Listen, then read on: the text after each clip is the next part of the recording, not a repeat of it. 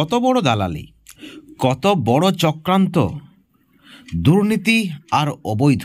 অবশেষে পদ ছাড়তে বাধ্য হলেন রাজ্য মেডিকেল কাউন্সিলের রেজিস্ট্রার মানস চক্রবর্তীকে। বন্ধুগণ, এই মুহূর্তের আরও একটি বড় খবর, ব্রেকিং নিউজ আপনাদেরকে শুরুতেই জানিয়ে রাখি। আরজি করের যারা প্রথম সারির চিকিৎসক ছিলেন, যারা আন্দোলন করছিলেন, তাদের বিরুদ্ধে অবৈধভাবে পদে থাকা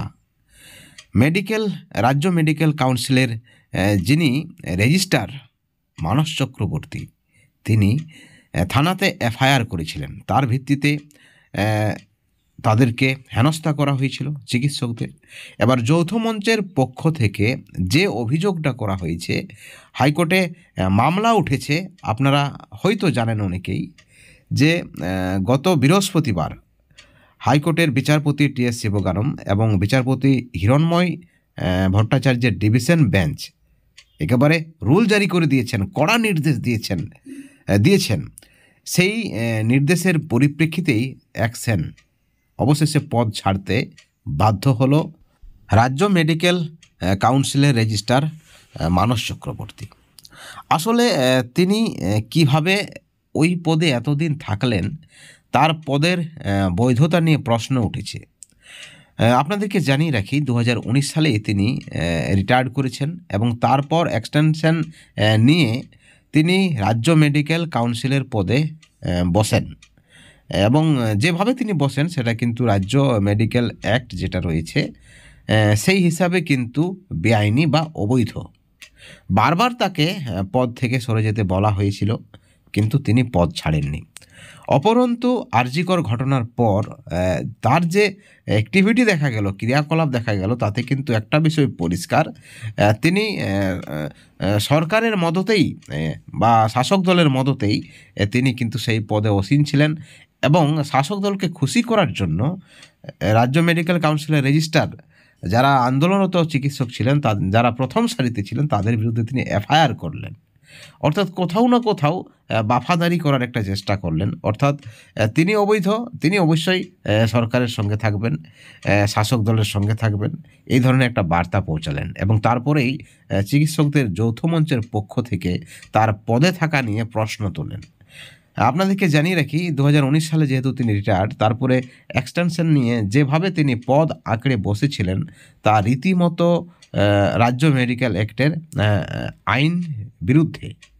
এবং সূত্র মারফত যে খবর রয়েছে, স্বাস্থ্য সচিবও নাকি তাকে অবৈধ বলে ঘোষণা করেছিলেন। কিন্তু তারপরও একজন ব্যক্তি কি করে পদ আঁকড়ে থাকতে পারে?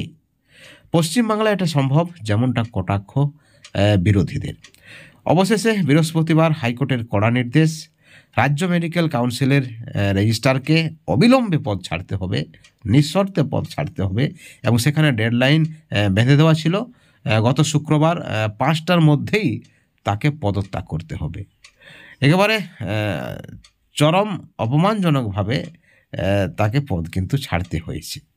অর্থাৎ অবৈধের কোনো জায়গা নেই, দুর্নীতির কোনো জায়গা নেই, যেমনটা দাবি চিকিৎসকদের একাংশের। বন্ধুগণ, এই খবর প্রমাণ করে যে সিস্টেমে কোথাও না কোথাও সব ঠিকঠাক চলছে না।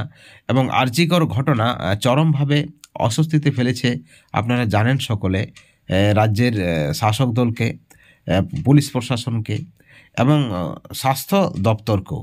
আরজিকরের ঘটনায় আপনারা জানেন, যদিও রায় ঘোষণা হয়েছে, সিভিক সঞ্জয় দোষী সাব্যস্ত, কিন্তু এই ঘটনার বিতর্ক এখনও চলছে, সুপ্রিম কোর্টে মামলা রয়েছে।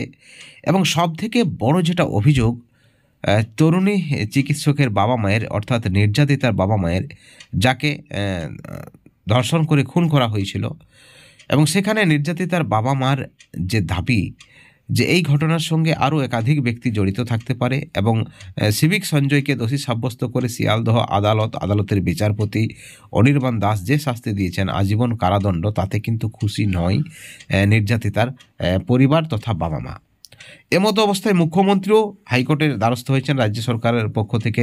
রাজ্য সরকারও চাইছেন যে সিভিক সঞ্জয়ের কঠোর শাস্তি হোক, ফাঁসি হোক, কিন্তু সেখানেও আবার চক্রান্ত দেখছেন অনেকেই, আইনজীবীদের একাংশ, নির্যাতিতার পরিবারের পক্ষ থেকে, যে কাউকে বাঁচানোর একটা চেষ্টা করা হচ্ছে বা কাউকে আড়াল করার একটা চেষ্টা করা হয়ে থাকতে পারে তাদের যে অভিযোগ।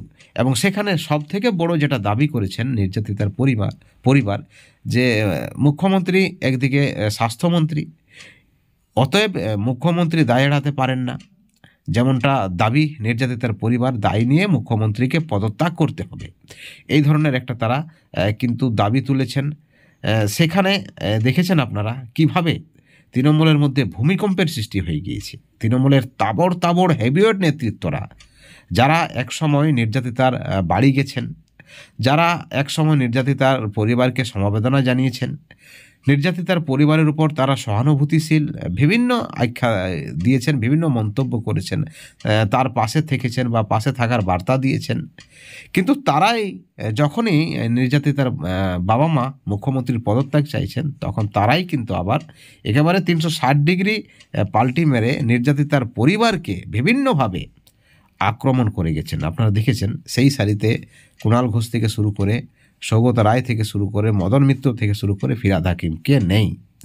ঠিক এই পরিপ্রেক্ষিতে যেখানে রাজ্য মেডিকেল কাউন্সিলের বিরুদ্ধে অভিযোগ উঠছে, তার পদে থাকা নিয়ে, তার পদের বৈধতা নিয়ে প্রশ্ন উঠছে, সেখানে তড়িঘড়ি হাইকোর্টের হস্তক্ষেপে তাকে পদত্যাগ করতে হচ্ছে বা পদ ছাড়তে হচ্ছে, সেটাও কিন্তু চরম লজ্জার। একই সঙ্গে আপনারা দেখেছেন, আমরা আপনাদেরকে জানিয়েছি যে সন্দীপ ঘোষের স্ত্রীকে আরজি কর হাসপাতাল থেকে বদলি করা হয়েছে এবং তাকে বাড়ির সামনেই ডিউটি দেওয়া হয়েছে, সেখানেও কিন্তু প্রশ্ন উঠেছে এবং সেই নিয়েও চরম বিতর্কের সৃষ্টি হয়েছে। বন্ধুগণ, আপনাদেরকে আমরা বলতে চাই 2019 সালে যিনি রিটায়ার করেন, তারপর এক্সটেনশন নিয়ে যিনি প্রায় 6 বছরের কাছাকাছি সময় ধরে রাজ্য মেডিকেল কাউন্সিলের পদে থাকেন, তিনি আবার মামলা করেন। এই ঘটনা কতটা স্বাভাবিক বলে আপনাদের মনে হচ্ছে?